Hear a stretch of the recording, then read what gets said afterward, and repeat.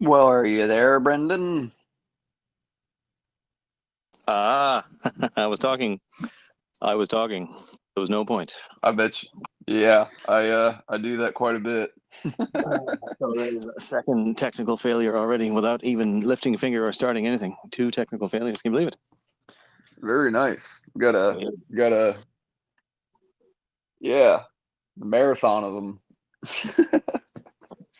Hmm. From start to finish. Yeah, I totally forgot that I normally use StreamYard, or I had it before, and I don't have it right now, but I got all excited that I could just do it straight into YouTube. Right, right. Then at the last minute, I realized, how the fuck do I add them to the stream? Like, Yeah, it's not it's such a basic thing I should have thought of, and I didn't have the effort to try to figure that out. I mean, who cares, anyways, right?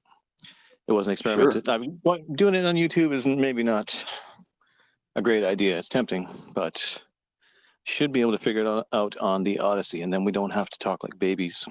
Um, Right, we can talk. We can right, talk like adults to a certain degree. right. Yeah, But that's an yeah, important thing, being an mm, adult and everything.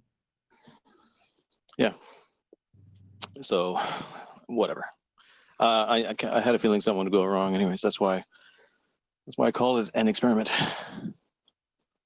And we don't Right. really, you know, we're hoping to get these super chats and things. But I mean, we probably would. The one time I did it before, I got a few. I think that's 4 or something.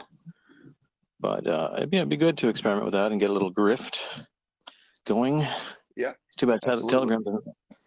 Telegram's grifting options are not as sweet, but Well, at the end easy of and this, you casual. could probably mention that that's like the game plan is to go to Odyssey or YouTube for purposes of donations or whatever.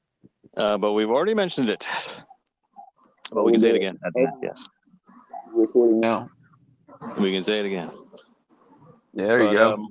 mm, I mean, it's just an idea. If we're going to do it anyways, it'd be good to do it somewhere not quite so. What's the word? Like we're shuffling around in the shadows, kind of thing. Yeah, Like Gollum. ghettoized. Yeah, I mean, we are ghettoized. We are that type of creature, Yeah, anyways. Maybe we should just stop whining and just do it like this way and just quit trying to grift like fucking, you know. But yeah, if you do get a little grift off it, it just makes it all the more viable to do and do more often. Anyways, yeah, absolutely. Well, I mean, given a waterfall of content at all times, I think people would be cool with shilling up a couple of bones. yeah, well, Odyssey seems pretty good. They have a direct super chat thing of some kind, but they didn't have a. It was hard to add a non-American bank account to it. I did that today, and I did a few kind of ropey things to finalize that. So I hope it's all Yeah, fine. But I think I did figure that out. We'll try that later in the week, and hopefully not yeah, have a good. similar failure. But yeah, so let's hit the list. List me. All right.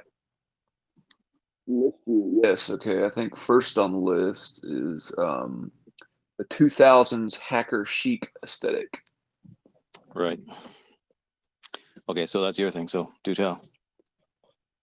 Well, yeah, you watch movies in around 1998 to 2001. There's a very unique kind of culture that is represented that isn't represented so much in music as it was. Well, I guess there was like bands like Prodigy. They were kind of aesthetically aligned with this, where you had the lime green lighting and the cool, slick, you know, alien, bug-eyed Oakley shades and black leather and skinny dye blonde hair, this kind of thing. You see this a lot in movies around that time period. Right. It's like that celebrity chef guy with the sunglasses on the back of his neck and that little spiky blonde hair. What's his name again? You know Yeah. the guy? Well, he's more of like the hot rod kind of like rockabilly kind of. Well, it's in a very like a really low tier way, I suppose. Yeah, you could say that. I wouldn't Yeah. really associate him with that because some Really of those ghetto. like there's levels of that. For a little while, I was kind of in not when I was in Vancouver at one point. I remember being like really into Elvis, and there was like a tiki bar there we used to go to and stuff. And you would be Hmm. kind of like, but we wouldn't be as fucking cornball as that guy. I can tell you that, or even look, we tried to actually look like Elvis, I guess. Whatever. Right, right. Like he's more. I don't know. He reminds me of that kind of what you're talking about. That kind of '90s. It started with like maybe it didn't start with them, but it makes me think of Green Day, or Yeah. kind of like Green pop, Day, spiky pop punk, bleached hair. Is that what? Sublime, Lit, all that kind of stuff. Pop punk, even dumber than actual punk. Yeah. So what do you want to reminisce about that Well, I just as think a it was an interesting moment in American culture. It was definitely inspired off of the Euro um, club scene, I guess. Like I said, if I were to note any musical inspirations, I would think of stuff like that and Fatboy Slim and Prodigy, Jingle Boys, all this kind of stuff. I think you mentioned the Ninth Gate when we were making the list. Yeah, the Ninth Gate I mentioned because there's a very soft like Euro aesthetic in that movie that still has this kind of swagger to it, I guess, where it's approaching the end of the century, the millennial or the millennium. Remember in Y2K and all that. And so there's this end of history kind of feel to a lot of the content, and Ninth Gate is a really good expression of that because you're basically confronting Satan and the end times. It's a good movie. Boris Balkan. He's a good character. I like. Yeah, But I love that movie. the only one character in it that makes me think of what you're talking about is the little black guy with the blonde hair, this footballer guy that is the bodyguard of Yeah, somebody, the woman or something. He had that look. yeah, the woman too. I mean, yeah, she's got blue eyes, blonde hair. She's very very European, Germanic looking woman, but Is this the older riding one, the the older Satanist woman, the slag, who's like all fierce and like tries to choke him with her thighs or something? Are you talking about? Are you talking about the one? No, there's the woman that's like say. I'm trying to remember the movie. I don't actually. blonde girl that rides the motorcycle. No, that's like Satan, isn't it? Yeah, that's like No, she's meant. well, she's something. She's some sort of messenger. I think she's a messenger of God because she like saves him or something like that. No, she turns out to be like the whore of the Bible or something, or Satan himself. I think is the implication at the end. Her eyes are glowing. She rides him. Yeah, that's true. That's true.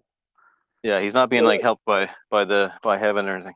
Yeah, I don't know if you're every now and again you go kind of muffled. You might be like just turning away from your phone, or you might need the headphones or something. But you're like, I don't know why it's doing that. It really sucks though. I got to get better headphones, I guess. And these are really expensive headphones, which pisses me off to no extent.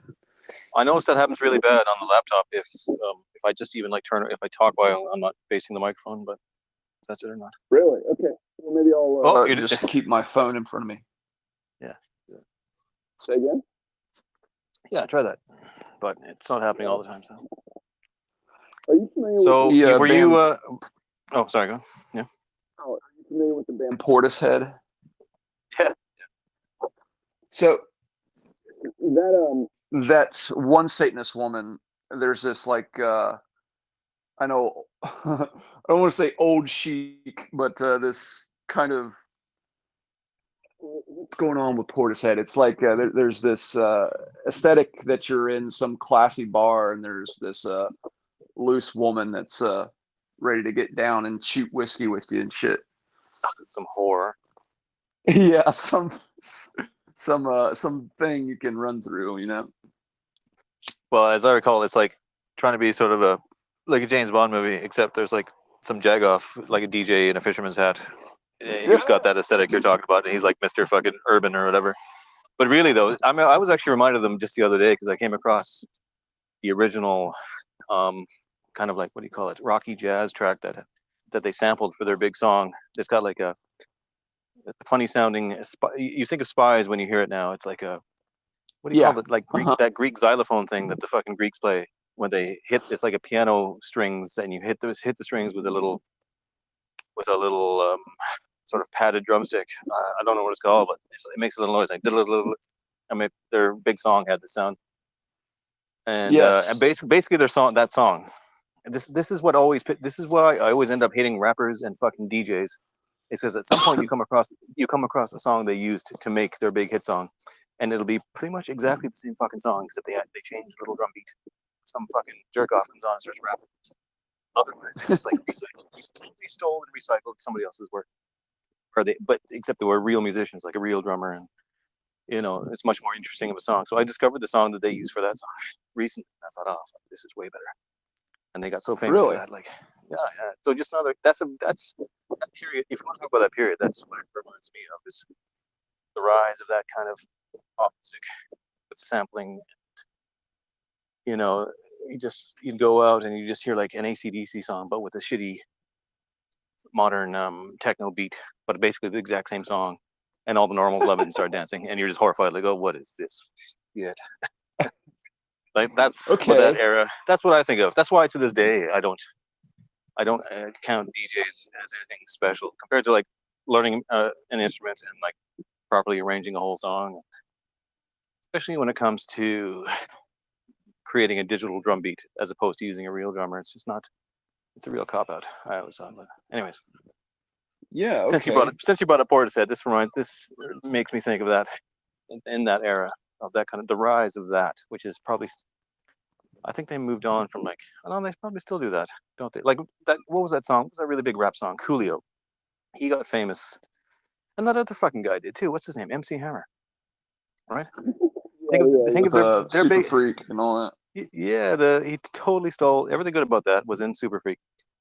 Everything good Right. about the fucking Coolio song was in Stevie Wonder. There's nothing. All he did was just talk over it, Right. and like people had forgotten the song because a decade or two had gone by. Well, I mean, they So didn't so have Chic. very storied careers, that's for damn sure.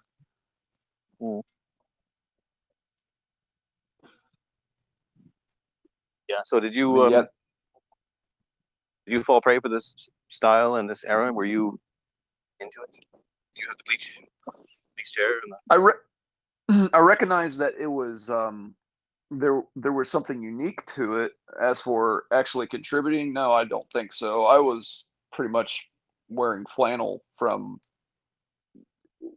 now. I was that you guy. were you were the grunge guy, No, more so like Pantera era kind of thing. right? Yeah, I guess grunge. It was the back end of grunge, but yeah, The ass end of grunge. yeah, the ass end of grunge when they all died. Well, I think we talked about I this saw, last time. Grunge was okay at the start, but it got pretty silly, and then it ended in a fucking nightmare of Creed and all that shit. Nickelback yeah, and like I saw. endless. Go ahead. I If you're saw talking, I don't. Oh, you so just I thought saw a meme you thought you'd have a really long recently. pause for a dramatic. Oh fuck's sake!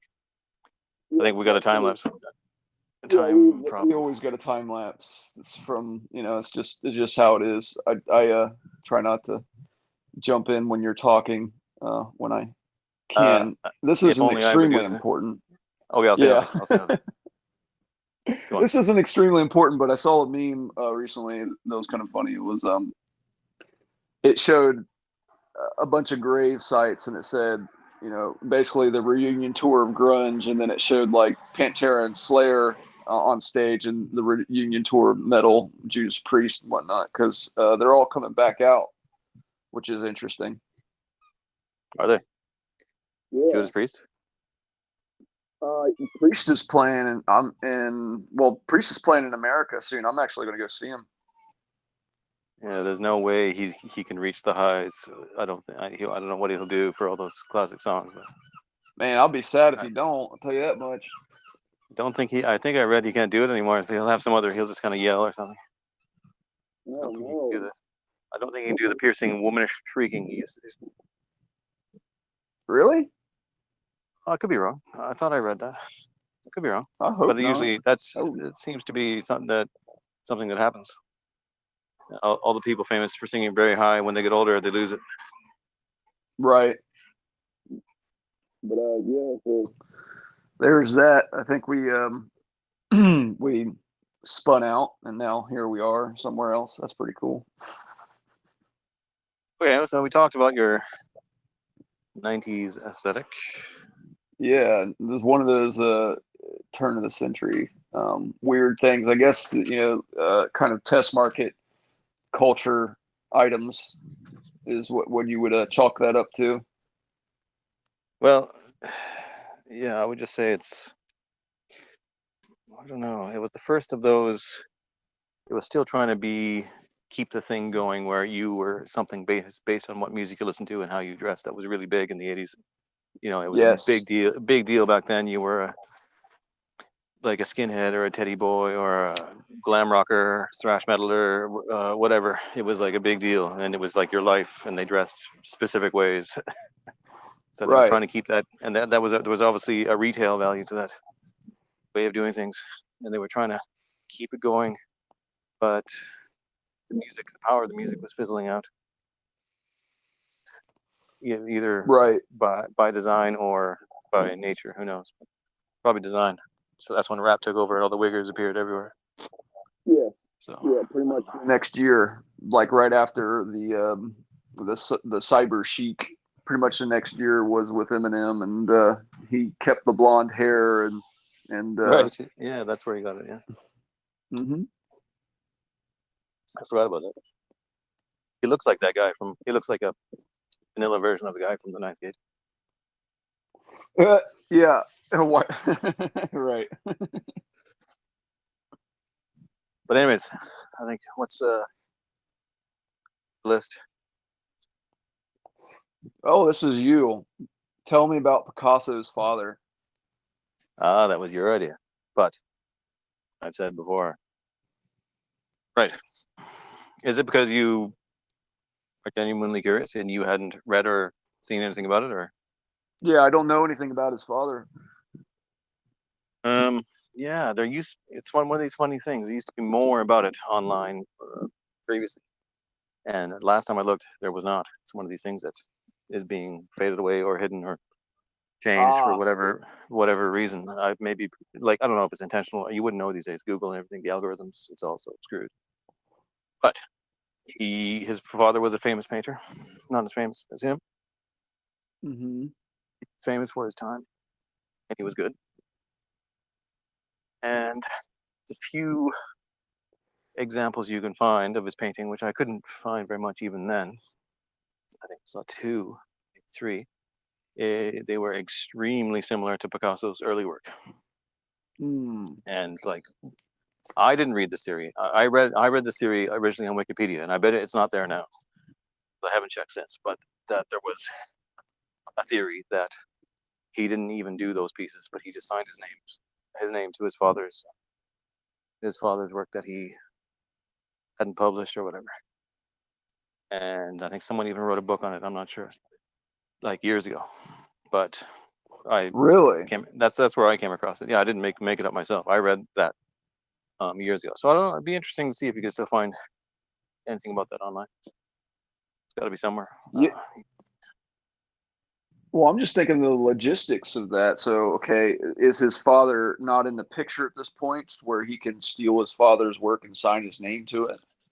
Yeah, I don't know. To be honest, I didn't even look. I didn't look into it any further than that. It just struck me as something that was possible and something you could say to help discredit him, but that was probably unprovable. And I didn't even Yeah. bother. I didn't even bother like going into the details. I thought, well, I don't know. It's not something I would. I personally, I mean, it would be a long shot to actually believe that, just because he did quite a lot of work think early on, and just for those reasons, like what are the details of his father, and how would nobody ever know that his father originally painted it, and how would his father have all these finished paintings laying around, just unsigned, ready to go? Right. Plus he had his blue period, and where he was slowly getting sort of more abstract and still showing skill and stuff. So it's probably a bit of a long shot, that, but it's worth mentioning as a Right. possibility because he was such a fucking scammer and a fucking just like greasy, like just the look on his face. I always say he reminds me of like a fucking Mediterranean fishmonger on the take or something. Like you look at his big eyeballs and his like smoking his cigarette or whatever. I just think, oh, you little scam. You know. Yeah. It Um, was a very but it's self-important look. yeah. So if he could do it, I wouldn't put it past him. Anyways, so it's remotely possible. But that was the theory. You bring up an interesting point about information being basically destroyed on these subjects, because I remember when I was studying Umberto Bacciani um, for one of your articles, I couldn't find any of the. It took me hours to find any of the information that I learned 10, 15 years ago about the Italian futurist movement and how brutal they were with their like adversaries and critics. I couldn't find anything on it. It took me forever to find it. But there's all Right. these paintings that are like riot at the museum. You know, what the fuck? Right. They literally have paintings detailing what I learned, but nothing to say anything on it. They've pretty much commandeered this to be some sort of center left party, which is ludicrous. But you know, I could see them being touchy with anything to do with futurism, I guess, and I guess um, depressing. But yeah, I am often surprised by the stuff that was there that's not there now. There's the obvious things that you aren't surprised about, let's say, but there's some that you wonder, and you wonder at the reasons. Like there's another one from when I was researching my book years ago. How long is it? It's more than 5 years. Anyways, um, I remember I was obviously looking up Kandinsky, a lot about Kandinsky as the first abstract painter. right. And in at that time, I believe on Wikipedia and other places, they said he was Jewish. His family was Jewish. Kandinsky, he's from a merchant Russian family. So that was like all over that, and it could be. I'm not saying that this was changed on purpose. Maybe other things came to light. But now, if you look him up, they don't say that. They say, and they in fact say he was anti-Semitic.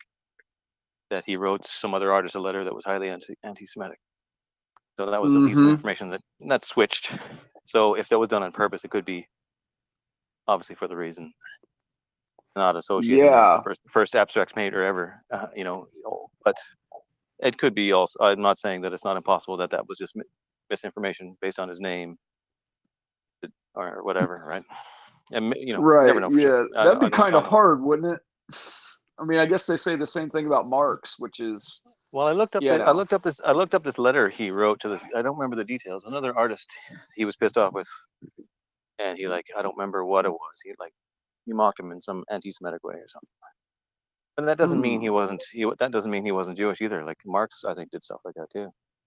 Yeah, Would that's what I'm say saying. fairly derogatory things about Awful his. things. Really, Yeah, really terrible things. Yeah, he was a foul mouthed dude, especially about his own people. Very yeah, strange. yeah. So who knows? That was another strange change with time. So I mean, information itself has become extremely fluid. It's evolving with us. The truth, It's the a hot truth is on take. the truth is on the fly. So who Oh knows what it'll wow. be a year from now? We'll have to make our own bit of truth, I think.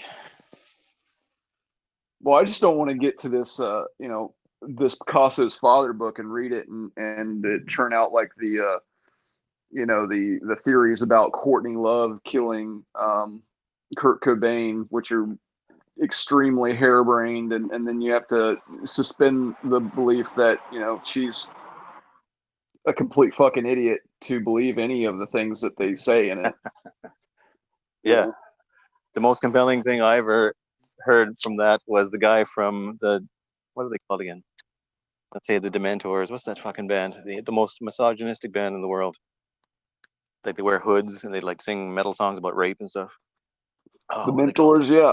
Yeah, the The Mentors. Mentors, That's it. right? The Mentors. That was it. Yeah. Yeah, the really ugly, googly-eyed guy. He claims, if he's still alive, that she tried to hire him to kill him or something, Oh, really? and he seemed quite sincere. But I mean, who knows with a guy like I mean, that might be true, but it still doesn't mean that he didn't blow his own fucking brains out, man. that? Yeah, he seemed the type to do it. That's for sure. Yeah, That kind of I mean, I whiny would think nihilism. so. That's the kind of nihilism that really annoys me. People like that just like get so caught up in their own self pity. Like, I mean, maybe he was suffering. What was his problem? Was it just was he in pain He or had a something, or couple was it just things. Yeah, he was in pain. He had stomach issues, and he was obviously a narcissist. He raped a retard, so they don't usually discuss that. did he? Um, yeah, yeah. There's something in one of his memoirs or his journals where he's either raped a retard or was going to rape a retard and was thinking about it very passionately. Oh, Um, Jesus. Like what, yeah, a Down syndrome woman? yeah, like a woman with a down. My bad. I just said, whoops. Yeah, somebody What'd you with say? Down syndrome.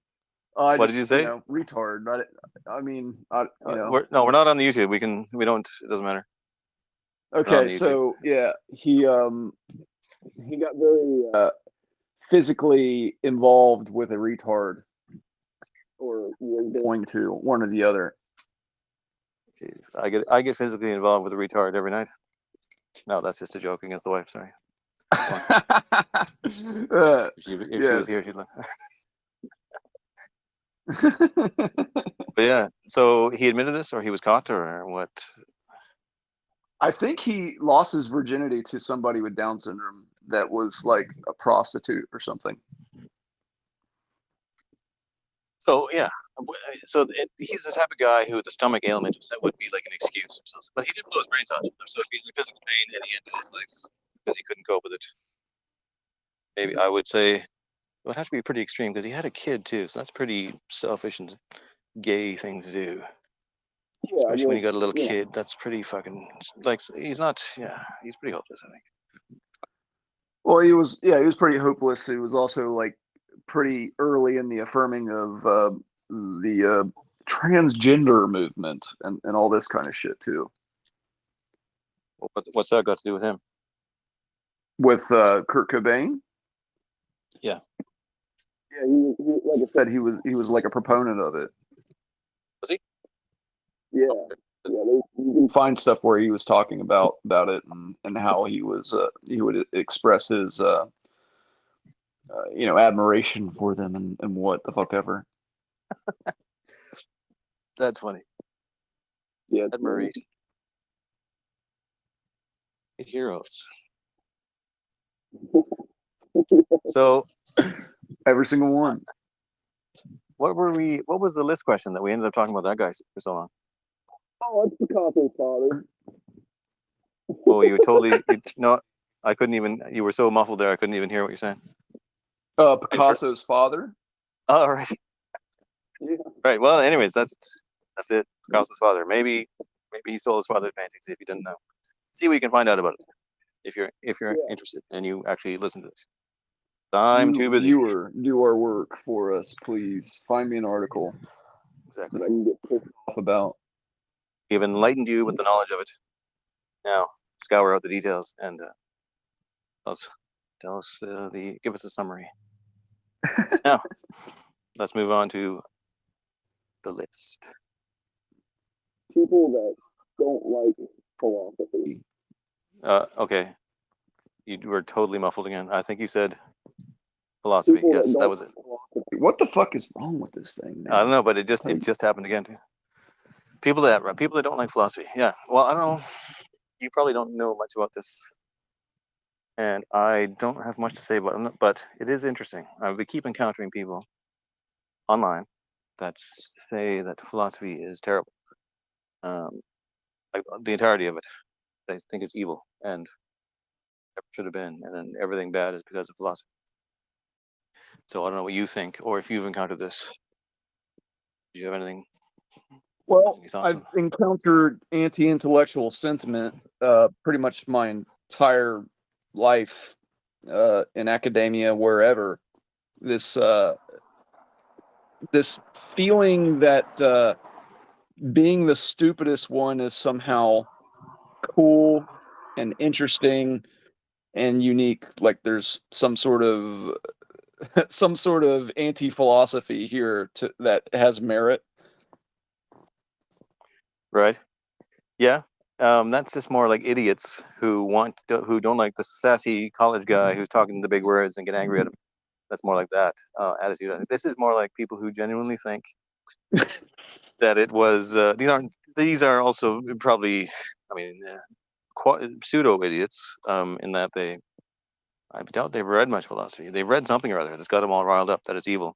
They hate the notion of idealism, I think, and well, there's two angles of it. There's people that are Christians that don't like philosophy because it flies in the face of dogma and revelation. I guess it's where they just want the pure.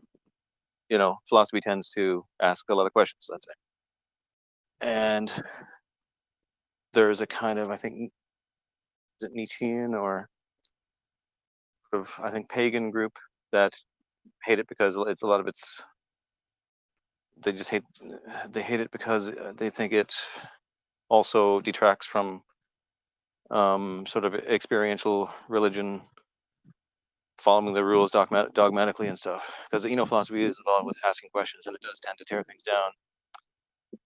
But um, you know, most it's such a stretch to say that you despise a lot of it, and the amount of stuff you'd be throwing out with that is just so amazing, and I can't even get my head around if they were really thought it out and they were really serious. I do think it's pretty dumb, and I'm a fan of old religions and a bit of dogmatism myself, but most a lot of what's good has come from philosophy and having a real good think about things. You may not get the answers you like all the time, but that's the realist.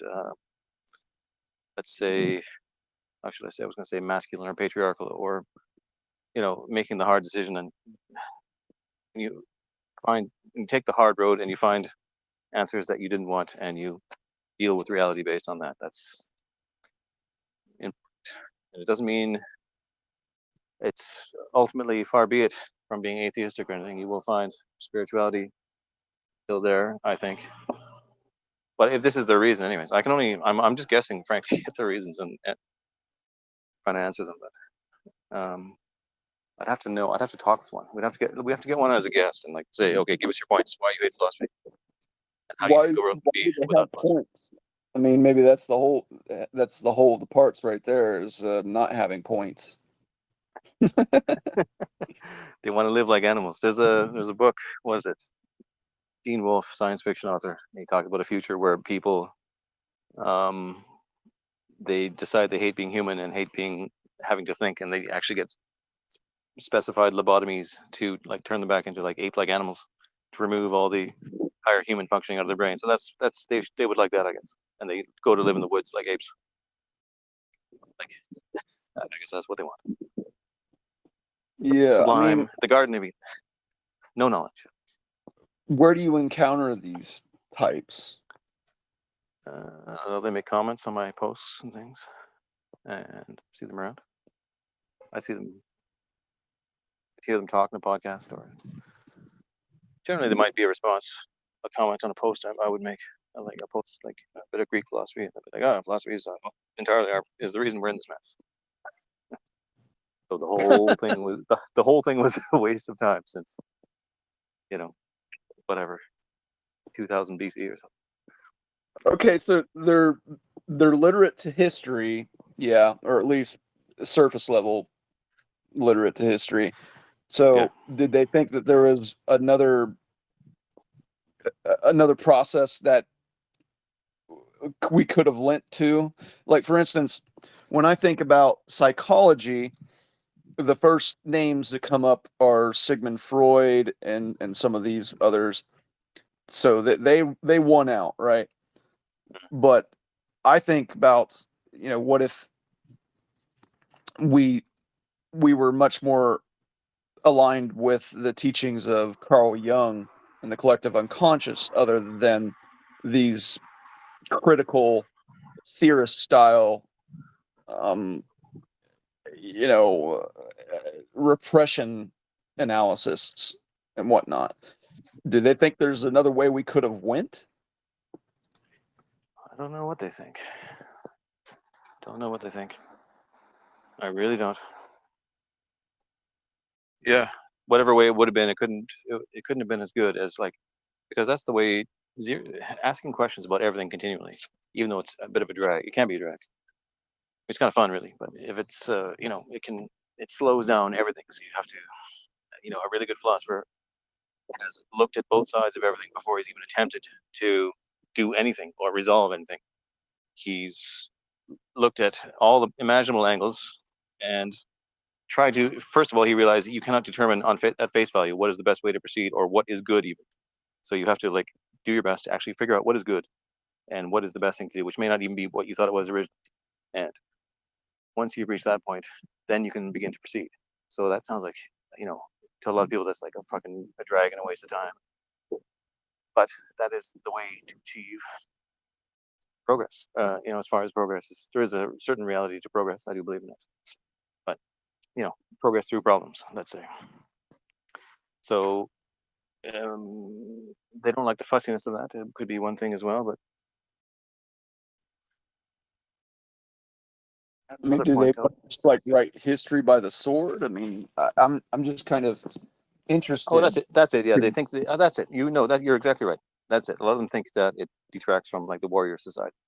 Oh, so they're Fed posters, is what you're saying.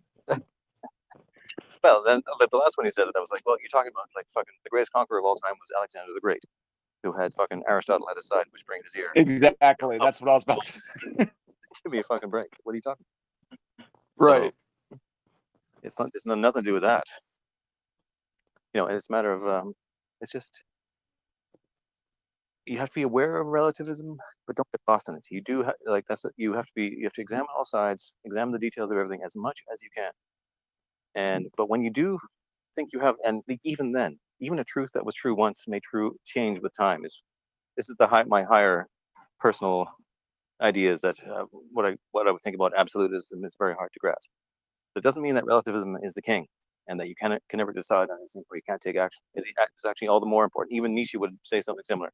That once you have determined what is the better thing, then you absolutely must do it, even if it is costly and even if it's only ever going to be probably slightly better than the other options. But then that's what you got to do.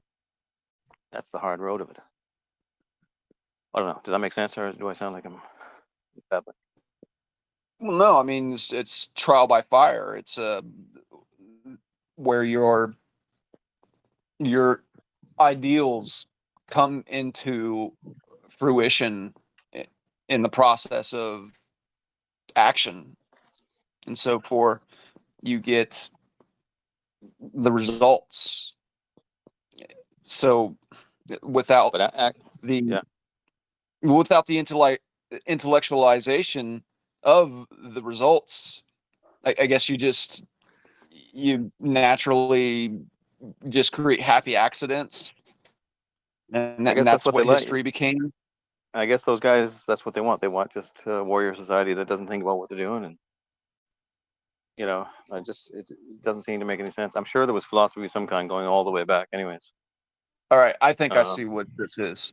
All right, so basically what they're saying is they're taking to this critical view of pagan society where they didn't create anything or didn't build anything. They just lived in the woods and had numerous wives, like Islam, basically. well, maybe that's a fantasy scenario. I don't know. Like if you're talking about really early time, like pagans were obviously extremely advanced, and all the great giant civilizations, Mesopotamia and Rome and everything were pagan. You Better would think art, people art. would know that. Well, that's the Christian view. They're not all Christians. Some of them are something else. Yes. But it, anyways, I think we've said about as much as we can with that for now. Maybe we can revisit it, and if we get a researcher more, I'd like to get some on and like grill them about this belief, and then tear them apart and make them cry. They Yeah, that'd be know great. you're wrong. So I'd Yes. like to. Well, what you should do is when you see them in the chat, engage with them. I want to know more about it. I'm confused. All right, well, we'll see. Maybe one will pipe up on. Yeah, that would be cool if one of you assholes, one of you douchebags, in Oh, there's one have of those them. beliefs. Someone's got their hand up here. So let's see. Maybe this is one.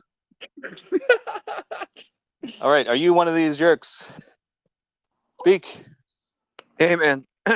I'm the guy Hey, who was AstraZeneca on Twitter, and now I'm Darkstar. I think you know who I am. right. Are you the one? AstraZeneca. It's familiar. Tell me, did we talk or Yeah, something? Or? yeah, you shared a meme of my old tweet that said Oh, right. everything you. Oh, right. Yeah. Yeah. Right. And to Yeah, and be that's honest, I still see that coming back to me now. I see people sharing that as though like all new, like it's still going around that meme. That has real legs. yeah, Your I'm boat. really happy about that. I saw that meme. Someone did a thread, like a big, huge, million follower account said, "Put your favorite tweet of all time in the comments." And it got thousands and thousands of people put their tweets in there, and someone put that tweet in it, and it got like 7,000 likes, which is funny. I'm saying this because your tweet and that comment got multiple thousands of more likes than the original tweet got, which I think is funny. Oh, that happens. I've seen that happen once. Like even ones I've done before, and like just and then they come around later, and it's got like wait, yeah, that happens. It's totally dependent on the mood of the fucking mob or whatever, or well, Yeah, I guess whatever random person shares it who happens to have a high following count. I guess really but is. I mean, Can I we? think it's cool. I don't make money off this or anything, and I'm not trying to get famous, so I'm glad that happened. I made a meme one time of Kyle Rittenhouse dressed up like Julius Caesar. I spent Right. probably 3 hours making it. It was a Photoshop. And Yeah. when I tweeted it, it got like 7 likes. Someone fucking stole it.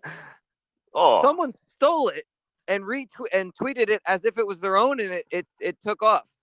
And I was pissed, but then I realized, you know what? bastards. It's fine. But hey, look, man, this is awesome. This talk is really great. I'm really glad I tuned in. One I didn't second, guys. realize it was a presentation, so I requested the mic, thinking it was like a just hanging out. Oh, it is hanging So up. I, Yeah. I appreciate you giving me the mic. When I put my hand up, I wanted to say something about Karl Marx and anti-Semitism, but that was quite a long time ago. All Um, right. so, I mean, I'll make the comment later, maybe. But you guys Sure. were on to something just now, and when you gave me the mic, you asked me my thoughts on something. You were talking about the pagan civilization and Mesopotamia being built up and advanced. Yeah, and Sumeria and Greece and all Absolutely. so many. Yeah. Yeah. And greetings to whoever the other speaker is, Aaron. This Aaron. presentation was awesome. This presentation was awesome. What was your question though? Like, what were you going to ask the audience? Oh, we were Well, hoping that before one of these guys was on here that believes that philosophy is terrible and it was a mistake. Oh, good. That's all. Yeah, I thought that Yeah. was your question, but I wanted to make sure before I started talking. So look, Okay. I don't believe that.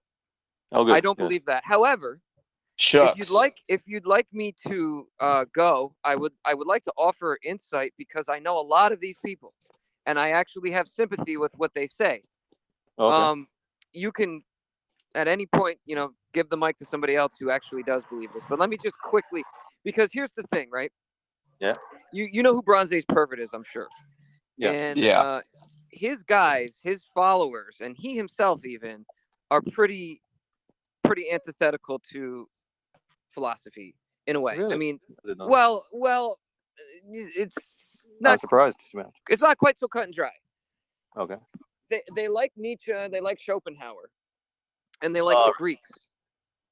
okay. But some of these guys are themselves anti-philosophy. I mean, Nietzsche in Twilight of the Idols is called, I think it's either that one or Antichrist is subtitled "Philosophizing with a Hammer."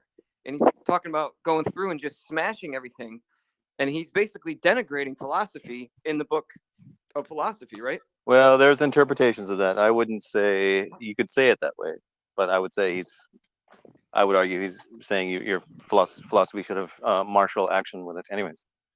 Right. Fair enough. And that you shouldn't be afraid to crush your opponents for sure. But like he was obviously a philosopher, and to say he was anti-philosophy means like, okay, well, Fair enough. you nix your own existence. Yeah. Well, here's what I think they think. And I can't speak for BAP or his followers, but I can say that I read Bronze Age Mindset in a vacuum, and I liked it because I thought it was a book that created concepts. And I thought he did a really good job creating concepts. So I kind of took an intellectualized approach to it. So I went to Twitter to join all the other fans of the book because I loved it. Right. And their take on it was much more literal than mine. And I think that what these guys think, and I think what Nietzsche thinks, and I think even Spengler talks about this, if I can put it concisely as possible, is that in an earlier time, think about genealogy of morals, right? The blonde beasts. In an earlier time, men were vital, and they had an immediate interaction with the world around them, which is to say that they acted on impulse. They used their instincts to guide themselves through life, and that involved dominating other people, and that involved like the Aryans, for example. They made war on their neighbors. From all the reading I've done, sometimes I get the impression they didn't really need to do that to survive, but they did it because they could. And these guys venerate something like that. And then they think the intellectualizing bugmen are weak, and they can't do things like that. So it's their way out. Now, personally, so what they think is that the bugmen have kind of become ascendant, and they've taken over and made our society gay and weak. And I was kind of like, when I came to Twitter and started interacting with people, I was like, yeah, actually, that's true. That is what happened. And they think there needs to be a return to this immediacy of experience, as opposed to the philosopher who sits back, removed from experience, and contemplates it and rationalizes his way through experience, which is kind of what Plato says with Plato's cave, right? If you live with an immediate interaction with the world around you, you're falling into illusion. But if you walk out into the light, you're able to see things clearly. Well, how do you walk out into the light? You use rationality to rationalize your way out of the darkness of whatever. So, I mean, that's as concise as I can put it. And I'm kind of straddling both camps. You know what I mean? Because I see value in both things, actually. But I didn't mean to hog the mic, but I hope I made my point clear, though. No, you made it very clear. That is, I can see that does sound familiar to what they tend to say and believe, I guess. So they're really into the Indo-European chariot warriors, and like I wouldn't.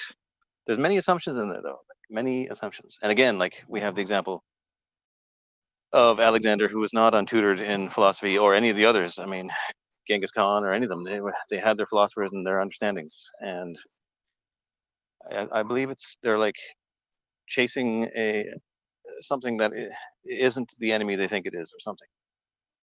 You can say in the modern sense, there's tons of. I can't even think of a modern philosopher at all. Like, who's a modern philosopher? Like fucking, what's his name? The guy's always crying, Jordan Peterson. I wouldn't even give him that. There's a couple guys out there like this French guy Quentin Melissu, is a philosopher, and Alain Badiou, but Alain Badiou is like 95. But they're few and far between, though. Yeah.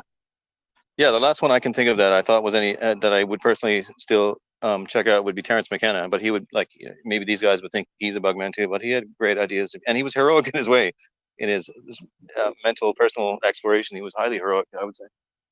But, well, it's interesting you use that term because he referred to heroic doses of psilocybin.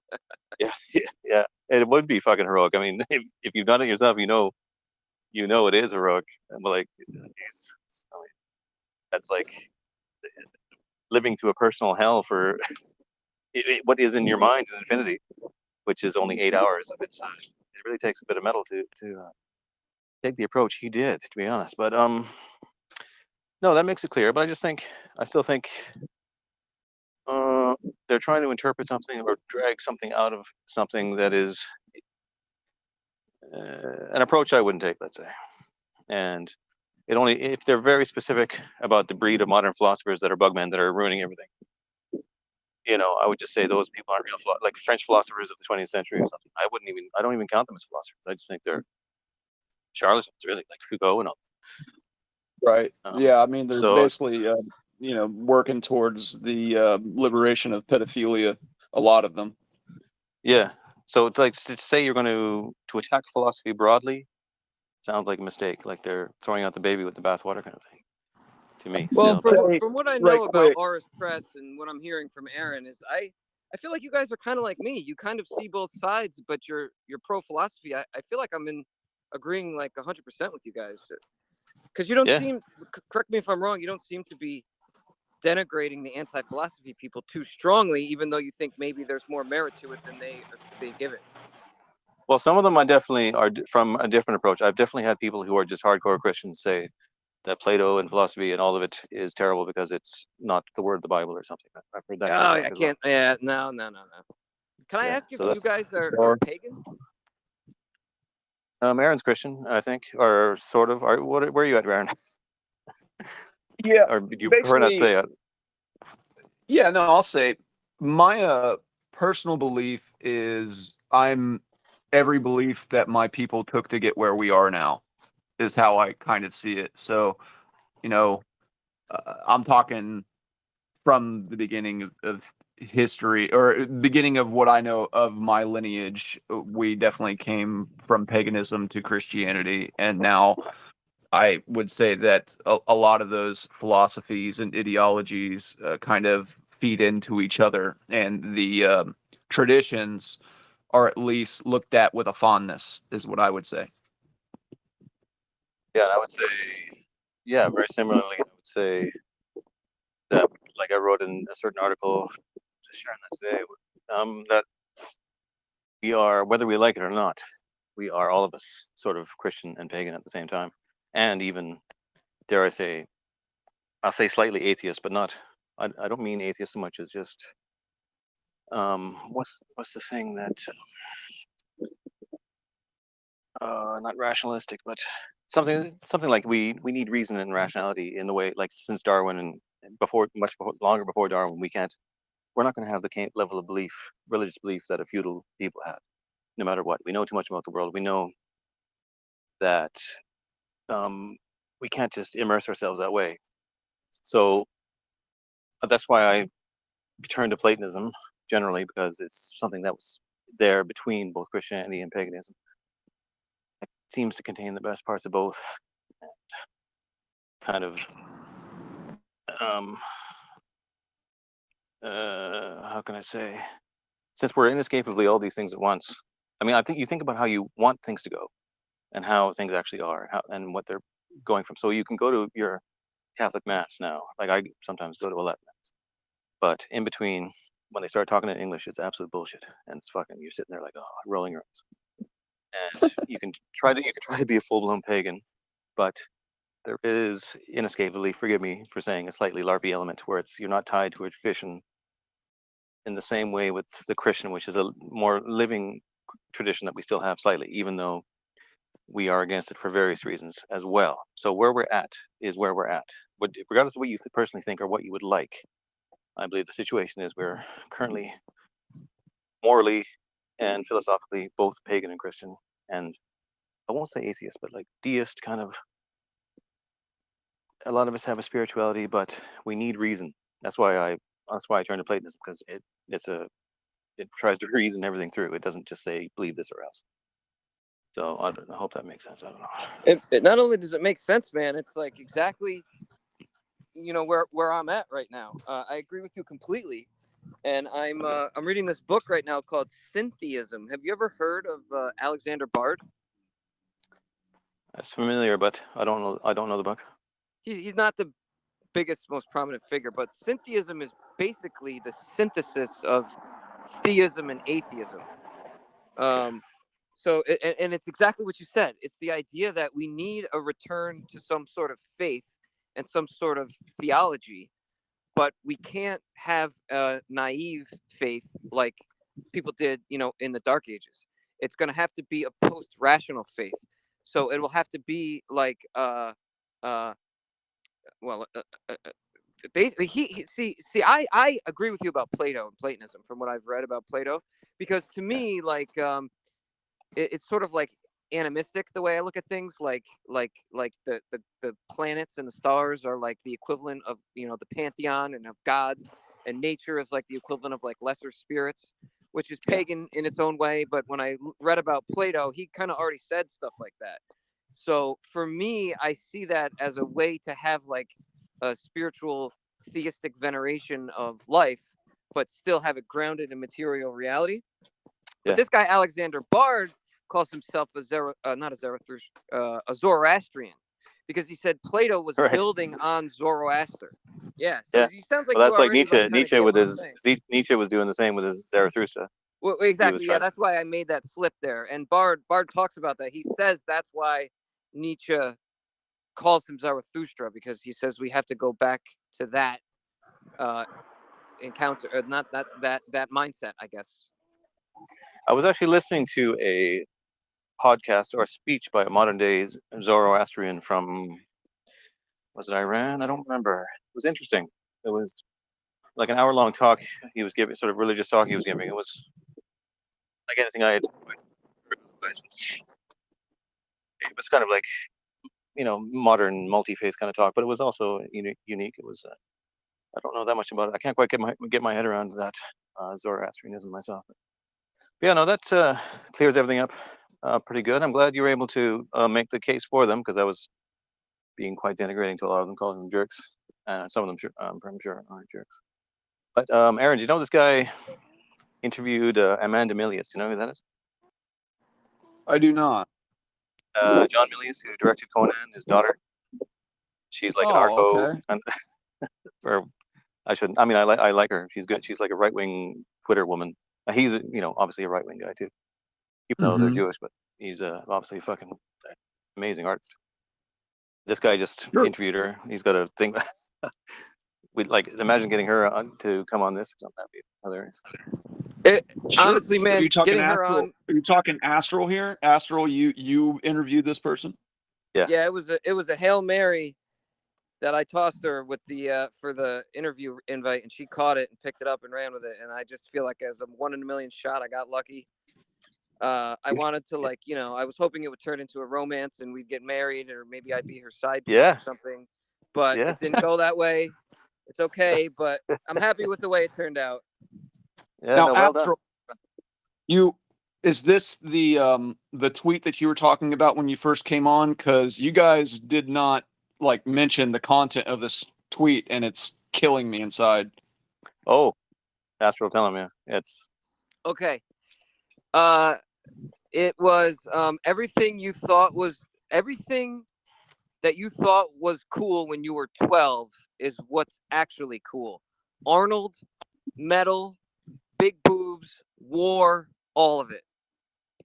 Yeah, and there's a picture. I have shared that myself. There's a picture of. Yeah, did you? Yeah, of course he did. I'm happy to hear that, brother. That was an amazing tweet. That is because I mean it was just off the top of my head. I still think it kind of sounds retarded. I'm shocked that I've been saying this for years. I've been saying the same shit for a long time. I'm totally on board with that. Well, I'm glad it resonated with so many people. The reason it came to me though is because I turned 40, right? And when I was like 12, I was like just fucking happy as a pig in shit, reading my comic books, watching Predator, and listening to Injustice for All, and looking at Pamela Anderson.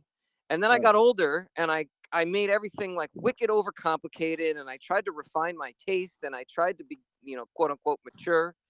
And then when I was finally 40, I got sick of everything, and I realized I was right the whole fucking time when I was fucking 12. And then I made that tweet. If you liked the content of this one as you were listening to it, you should check out the last one, because we actually touched on that. And we're talking about, because I remember living through that transition as well in the 90s, basically. And it was like all that stuff everyone became very cynical about that stuff. It became very extremely passé and kind of all that sort of masculine. People would consider it over the top and unsophisticated to listen to Justice for All and like Conan the Barbarian or whatever, all that, the comics. It became like, this is when we transitioned to the Ricky Martin era of the totally emasculated, hyper corporate sort of cocktail party culture, whatever you would call it, where like all these things that were good, that were like from the psychedelic age, really layovers from that like intense science fiction and prog rock and stuff. It all became a thing to mock, and everyone would be mocking you about it, and like it just became impossible to, not impossible, but it just slowly became out of favor, I guess. And people I think a lot of people are realizing now that it was a golden age of sorts. But yeah, man, I'm glad you just said that. I'm like, I'm in a weird, I'm like constantly torn between 80s and 90s nostalgia. And I spent my whole life with 90s nostalgia, but now I think I'm like more into the 80s nostalgia. I think the 80s were better, but it took me a while to come to grips with that because I had a lot of fun in the 90s, but now I'm a dad and I have kids and I'm like, fuck, man, that was bad. That was bad shit. It got confusing in the 90s is when it became confusing, and by the end of the 90s, that's when we got stuck in what we are now forever, the unchanging post 90s. Nothing changes now. Same shit. I really got into I got really into previous decades. Like I wasn't around. I mean, I was very, like the 60s and 70s eras. I wasn't in, but I was at like a baby in the end of the 70s. But I find those areas were really, when they were really experimenting with the psychedelics. That was the dawning age of a lot of these things, where the music got really raunchy and some of the literature and ideas were getting really out of hand. It was obviously like at least partially fueled by drug use. And there's like McKenna and others have theories that obviously even going as far back as the people, the Indo-European people and the chariot warriors, that there was a lot of mushroom use going on, and this it was something that sparked off civilization. Even like the Greeks had that whole ceremony, the Eleusinian mysteries, where all the famous Greeks, Pythagoras, Socrates, all of them would have gone through this ritual of getting high as fuck. Like I think they were communally naked, and they had to witness the mysteries, which we'll never know what they are because they're lost now. But they all got like extremely high, and they all had to do it. I think that has something to do with it. I think those theories are unprovable, but very reasonable to take seriously, like the stoned ape theory and stuff. Yeah. Oh, yeah. That's good to talk to you. So thanks for coming on, and I think we'll hit the next list question. And hey, I appreciate you guys. You guys put out good content. I'm going to start tuning in now. Good Thank man. you. Thanks.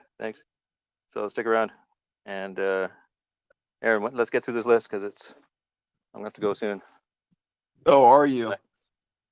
Oh, what time is it? Let me see. I don't know what time it is there, buddy. What's this cynical are you talk? Busy man. We're halfway through the list, brother. Is it only halfway? Fuck. We might have to. Pretty much. Should we save the rest for another? Like, how long have we been at this? Let's do the good taste seminar. How about that? What's that? That's where we tell people how to have good taste. Oh, okay. How do they do that? So listen, 10 or 15 people that are listening to us right now. Well, when I repost it later, there'll be a lot more. There'll be potentially hundreds. So go on. Yeah, go on. Well, a lot of people think that you can just kind of go shoot from the hip when creating work, and it will be unique and interesting, and it'll have something important to say. But the truth is, you have to have good taste before you do this. You have to have taste in exceptional ability and exceptional ideas. And so you have to start with the ground floor. You kind of start with having really shitty taste. And when you realize that you have an interest in having taste in general, then you start to contour and you start to come to realizations of what good is, right? So you start with, I don't know, AC/DC, and then you move to Metallica, and then you move to like Megadeth, and that kind of thing. Yeah, there's it just keep on evolving what the prowess of what you're listening to and what you're listening for. If you're listening for like fast guitars, you just keep on going on that route, and then you find guitarists that nobody ever has heard of, and that way your sources are hidden in a way. So yeah, the idea of having good taste is well, basically you have to have like logical preference to begin with. Wouldn't you agree? Yes, but there's kind of an uncanny natural thing that occurs that I don't think can be explained. Because there's people that get into just in your example of music there, or metal or whatever, like the people that get into, say, proficiency and things like that, that end up liking the shitty, like off-time signature bands, that Yeah. they don't have the actual magic.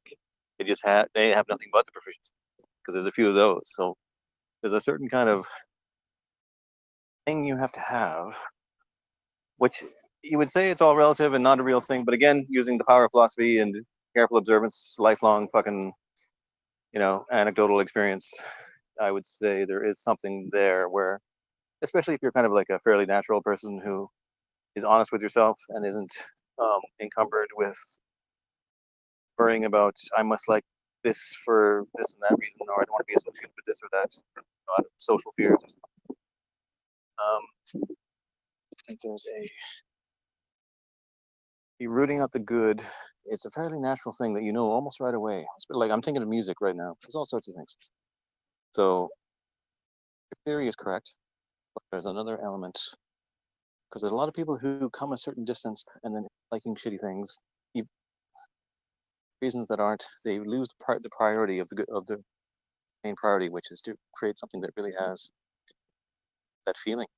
A lot of it is, especially with music, there's no way to say it, but a feeling. There's no way to describe what it is. It has to have those balls where like they've sort of taken a risk and their heart is on their sleeve in a mature and stimulating way, I guess. But what was I going to say? You also have to be discriminatory. You have to have discriminating tastes.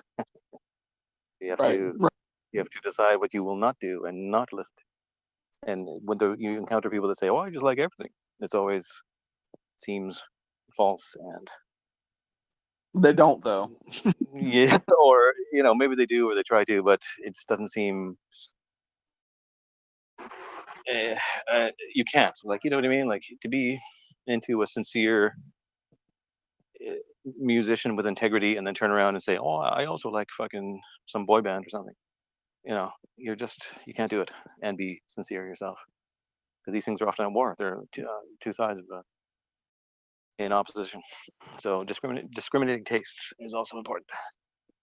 What I Yeah, that's find with the people that say like I like everything, that's usually a death nail in the realm of taste, because I mean, what is everything? Everything on the radio? I mean, that's usually been my experience with people that say, "Oh yeah, I'll listen to anything. I like all types of music," and then you play like Wagner for them, and they're like running out the fucking door. yeah, or they like it, but they're like, "Oh, this isn't appropriate right now," or something. I remember having a party at my house in Vancouver. This was hilarious because I had all these people I was working with. It was a whole hodgepodge of like totally people that wouldn't normally be together, like random. There was one guy there. I actually liked him. He Nice. was a great guy. He was a massive giant. He was half black and half fucking like some kind of Indian, native Indian. I can't remember which one. And he was this huge brute. And at some point, I got wasted, and he wanted to listen to my Elvis records all night. And then I put on like something like gay, something a little bugman-y. Like it was actually like the soundtrack to Star Wars or some fucking stupid thing, just to like annoy him kind of, and Yeah. forced him to listen to that. And all these, this whole, I'm going off on a personal fucking retarded tangent here, but then he got all pissed off at me. I remember that. And then around 3 a.m, I put on the fucking Manowar, and he really didn't like that. It wasn't seen. But he stuck around. He took it like a man. He sat down and I was like, come on. Whatever. What am I talking about? Why would I talk about that? I mean, I see what you're saying. You know, you put them through the ringer. You know, that's if I hear somebody I'm going to have to be in proximity with that tells me that they like everything, I'm going to put them through the fucking ringer on that for sure. It wasn't just him. There was all kinds. There was like girls and everything, and they're like getting blasted out with fucking Manowar at 3 a.m. I mean, yeah. And so what? What are you going to do about it? Are you going to stop me? That's what I said. Yeah. What are you gonna do? That's what I said. That's funny. I've done shit like that before, for sure. I had a bunch of people over at my house at a party when I was much younger, but I didn't want to be around any of these people, and so I just played the most like bizarre, fucking scary noise shit that I had, which was, if you've ever heard Wolf Eyes, I played that like as loud as I could with these people just hanging out, being fucking just dork ass losers in my room until they left. I had a system. I had an old 70s system I found at a flea market thing, and it was an amp and speakers, and it was amazing. It sounded so good. It was so loud. And I remember at the same place there were these people. A bunch of people lived downstairs, and I remember when I would drink, I would listen to all the rock stuff or whatever, and then towards the wee hours in the morning, I'd get a bit melancholic, and I'd put on like classical music, but I'd still like have it cranked. And I remember a friend of mine, we're just drinking there at the place, and it was like, I don't know, 4 or 5 in the morning. I think it was playing Wagner or Rimsky-Korsakov, I think it was, like loud, like it was easily 4 or 5 in the morning. And he was laughing his head off. He's like, "What about the people downstairs?" And I said, "Those fuckers will get an education." Absolutely. Now, one thing I did want to say about the taste that we described, we're talking about tastes of the contemporary, more individualized taste. Whereas if you're talking about taste when it comes to classical music or classical art, you know, it's much simpler to find what is good because the object of the work is the prowess and the way that it conveys emotionality. I feel that this is a lot easier for people to find great classical work. What do you think? Not 100% certain what you said exactly, but as I say it without the $5 words. I can't. I'm smart. All right. Okay, I'll say yes. Yes, I agree. How about that? All right, cool. Okay, listen. Let's finish with the one thing on the list that you didn't want to say, and I just want you to say the title of it, and you know what it is. You want to just the one about the dancing, the dancers. Yeah, Irish dancers are whores.